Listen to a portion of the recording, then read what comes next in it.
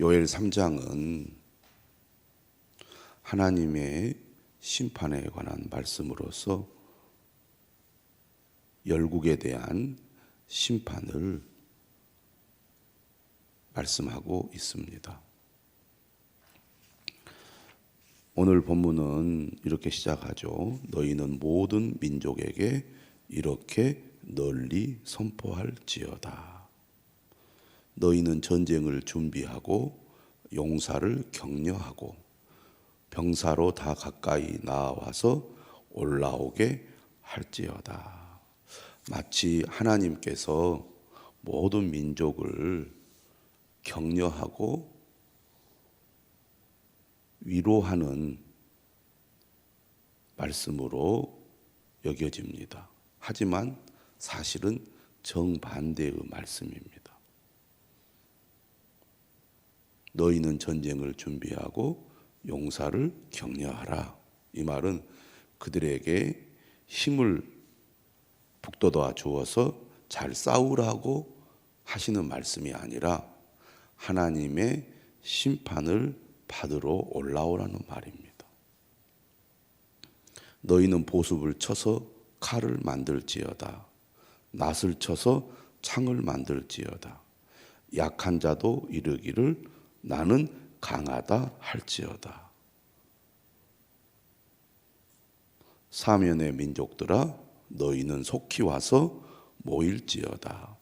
여호와여 주의 용사들로 그리로 내려오게 하옵소서. 11절 상반절까지는 하나님께서 사면의 민족들 모든 민족을 향하여 전쟁을 준비하고 전쟁을 하러 모이라고 촉구하는 말씀인데 겉으로 볼 때는 마치 그들을 격려하는 말씀처럼 보여지죠. 하지만 결코 그것이 아니라는 것을 우리가 12절 이하에서 알 수가 있습니다. 민족들은 일어나서 여호사밧 골짜기로 올라올지어다. 전쟁은 어디에서 일어나는가? 주로 골짜기에서 일어납니다. 민족들을 향하여 일어나서 골짜기로 올라오라고 하는데 어떤 골짜기냐면 여호사밧 골짜기입니다. 우리는 여호사밧 하면 왕의 이름이 떠오르기 때문에 그것과 관련이 있을 거라고 흔히 생각할 수 있지만 여기서 여호사밧이라는 이 이름의 뜻을 이해하면 무슨 말인지 여러분들이 알게 될 것입니다. 여호사밧이라는 말은 여호와께서 심판하신다 이런 뜻을 가지고 있습니다. 여호와께서 심판하신다. 그러니까 여호사밧 골짜기는 구체적으로 어디인지는 정확하게 알 수 없지만 그 이름의 뜻은 매일 성경에도 나와 있듯이 심판의 골짜기입니다. 지금 모든 민족을 향하여 여호사밧 골짜기, 심판의 골짜기로 올라오라는 이유는 하나님께서 모든 민족을 그곳에서 심판하기 위해서죠. 내가 거기에 앉아서 사면의 민족들을 다 심판하리로다. 12절 하반절에 분명하게 하나님의 뜻이 나타나 있습니다. 12절을 보시면 민족들은 일어나서 올라오죠. 하지만 하나님은 앉아서 심판을 하십니다. 내가 거기에 앉아서라는 말은 심판자인 하나님의 위엄과 권위와 능력을 보여주는 표현이라고 하겠습니다. 13절 말씀은 하나님의 심판을 묘사하는 구절인데요. 너희는 낫을 쓰라 곡식이 이것도다. 여기서 너희는 누구냐면 11절 하반절에 보면 주의 용사들이 나오죠. 하나님의 심판의 도구들이라고 하겠습니다. 하늘의 군대 또는 이스라엘의 군대를 가리키는데요. 너희는 낫을 쓰라 곡식이 익었도다. 하나님의 심판을 묘사하는데 13절은 두 가지로 묘사를 합니다. 첫 번째 이미지는 농사 이미지를 사용하여 심판을 묘사하고 있죠. 낫을 가지고 곡식을 다 거두듯이 심판하라는 얘기죠. 두 번째는 포도주 틀에서 포도를 밟는 것으로 심판을 묘사합니다. 와서 밟을지어다.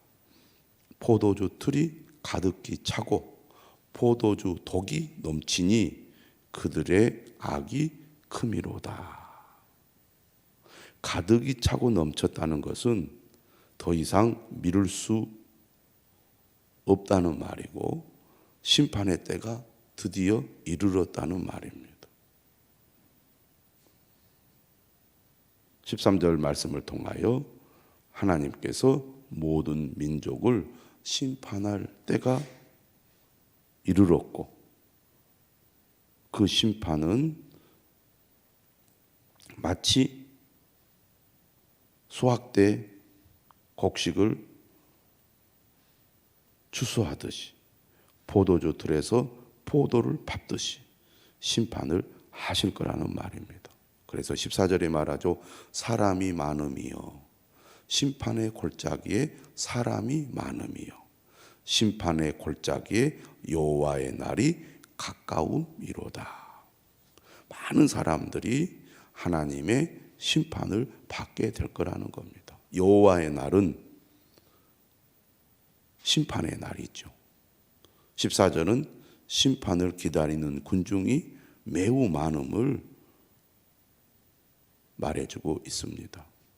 심판의 때 어떤 일이 일어납니까? 15절 해와 달이 캄캄하며 별들이 그 빛을 거두도다. 여호와의 날이 이를 때에 해와 달이 캄캄하며 별들이 그 빛을 거두게 된다는 겁니다. 이 이미지는 출애굽 때에 메뚜기 재앙 이후에 흑암 재앙이 있고 그리고 장자의 죽음 심판이 있었던 것처럼 또 요엘서 앞부분 우리가 2장에서도 캄캄하게 되는 흑암의 이미지가 나오지 않았습니까? 여호와의 날 하나님의 심판이 임할 때 이처럼 흑암의 때가 온다는 얘기죠. 16절은 말합니다. 여호와께서 시온에서 부르짖고 예루살렘에서 목소리를 내시리니 하늘과 땅이 진동하리로다. 하나님께서 시온에서 심판을 행하시겠다는 것입니다. 하나님이 임재하는 장소죠. 하나님의 성전이 있는 곳이잖아요. 그곳에서 하나님께서 심판을 행하신다는 얘기입니다. 16절 말씀은 여호와의 날이 심판의 날이면서도 또 반대로 구원의 날이라는 것을 분명하게 말해주고 있습니다. 하나님을 거역하고 대적하는 자들에게는 심판의 날이지만 하나님을 믿고 순종하는 자들에게는 구원의 날이죠. 16절 하반절을 말합니다. 그러나 여호와께서 그의 백성의 피난처 이스라엘 자손의 산성이 되시리로다. 우리가 2장 끝에서도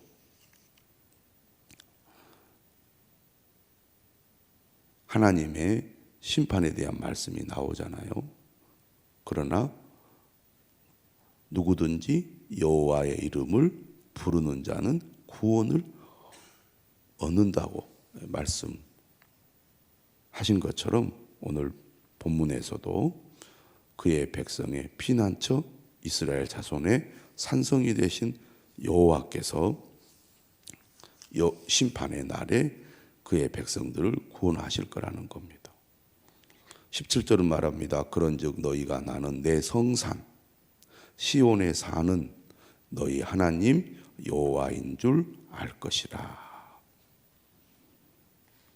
시온에 산다. 현재 하나님께서 그의 백성들과 함께 하신다. 그런 의미입니다. 하나님께서는 그의 백성들과 늘 함께 계시고 또 영원히 함께 계시는 분이시죠. 하나님께서 여호와의 날에 그의 백성들을 구원하실 때 뭐라고 얘기하느냐면 예루살렘이 거룩하리니 다시는 이방 사람이 그 가운데로 통행하지 못하리로다. 다시는 이방 사람이 그 가운데로 통행하지 못하리로다는 것은 하나님은 거룩하시고 하나님이 계신 곳도 거룩하고 구별된 곳이기 때문에 거룩하지 못한 자가 침범하지 못하게 된다는 말입니다. 그러므로 오직 하나님의 백성들만이 심판의 날에 구원을 받게 된다는 것이죠. 18절입니다. 그날은 여호와의 날이죠. 그날에 앞부분은 주로 심판에 초점이 맞춰져 있다고 한다면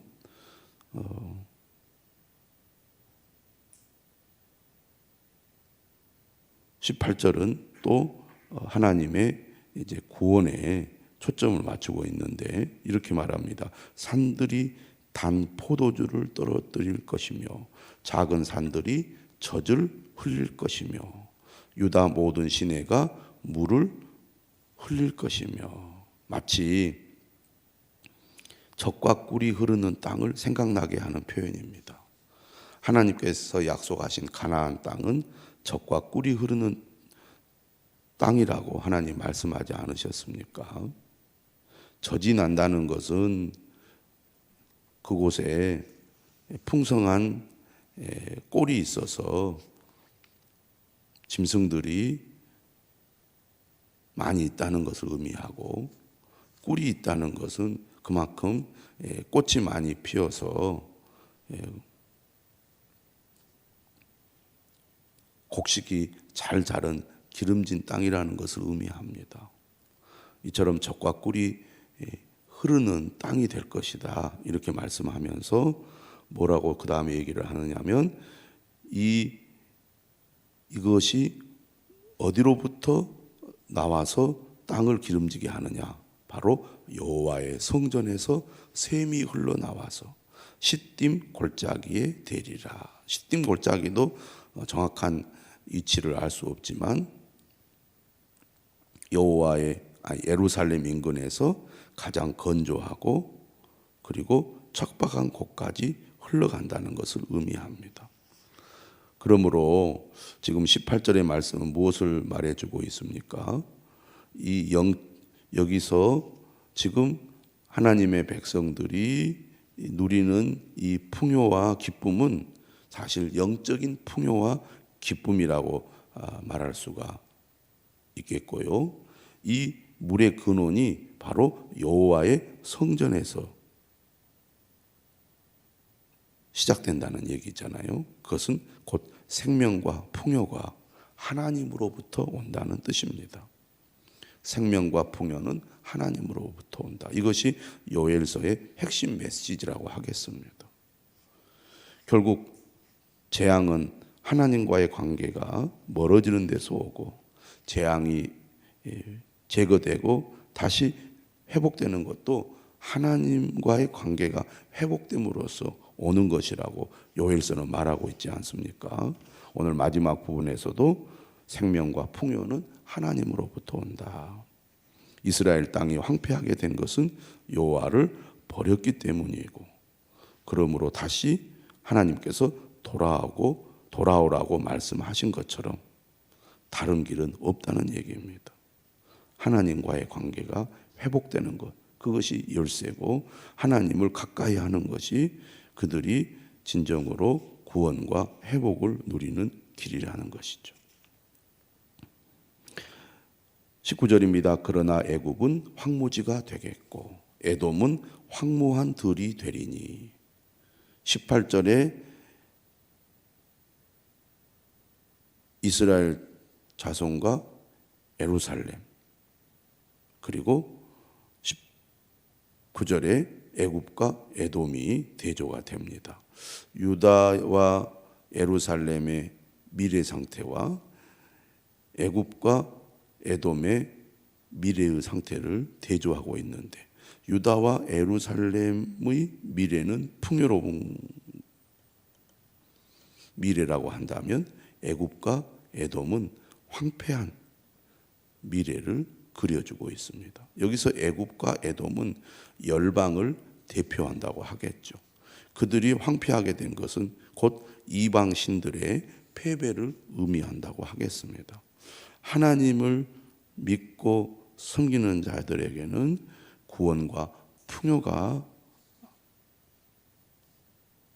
주어지겠지만 결국 우상을 숭배하고 하나님을 대적하는 길로 가는 자들에게는 황폐함이 있을 것이라는 겁니다.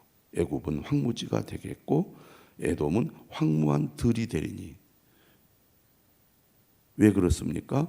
이는 그들이 유다 자손에게 포악을 행하여 무죄한 피를 그 땅에서 흘렸음이니이다.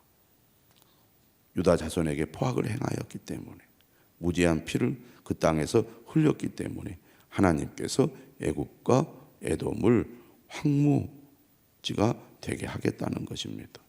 하지만 20절은 이렇게 말합니다. 유다는 영원히 있겠고 예루살렘은 대대로 있으리라. 유다와 예루살렘의 영원함은 하나님의 임재로부터 나오죠. 21절은 이렇게 말합니다. 내가 전에는 그들의 피 흘림 당한 것을 갚아주지 아니하였거니와 이제는 갚아주리니 이는 여호와께서 시온에 거하심이니라. 요엘서는 여호와가 시온에 거하신다고 말하면서 끝을 맺죠. 여호와의 날은 심판의 날이면서도 구원의 날이기 때문입니다. 오늘 우리가 사는 삶의 현장은 어떻게 보면 피 흘림을 당하는 것 같은 현실일 수 있습니다. 하지만 여호와의 날, 하나님은 이 모든 것을 갚아 주실 거라는 것이죠. 예수 그리스도를 믿는 믿음 안에 살아가는 성도들이 고난과 박해 속에서 순교를 당하기도 하고 또 여러 가지 삶의 고난을 겪으면서 많은 고통을 겪기도 합니다. 오히려 세상의 사람들이, 세상의 길로 가는 사람들이 훨씬 힘도 있고 많은 것을 누리고 풍요로운 삶을 살아가는 것처럼 보이기도 하죠. 그러나 여호와의 날, 심판의 날이 임하게 되면 하나님께서는 이 모든 것을 갚아주실 거라는 거죠. 그들은 심판을 받겠고 하나님의 백성들은 구원을 얻게 될 거라는 것입니다.